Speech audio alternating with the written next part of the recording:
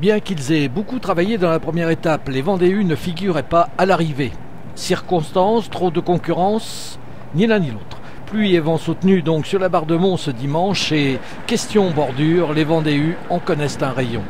Première échappée de 25 coureurs dès le 5e kilomètre, rejoint par 20 autres au kilomètre 50. Ça ne suffit pas aux blancs et rouges qui remettent le couvert 10 km après.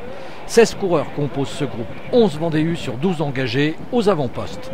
Seul le Belge Robin Stenuit d'Autignies, Mathieu Cloarec de Nantes-Atlantique et Erwan Brentersch de Rouen resteront avec le groupe. À 25 km de l'arrivée, Guillaume Thévenot et Pierre-Henri Le Cuisinier prennent le large et termineront dans cet ordre.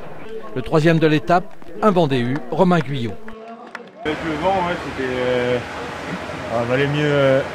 valait mieux tenter quelque chose d'entrée, surtout qu'on prenait le vent trois quarts derrière au bout de 3 km. Donc ouais, la partie la plus propice à une bordure c'était celle-là et c'était au bout de 3 km, donc on s'est pas posé la question et on a envoyé d'entrée.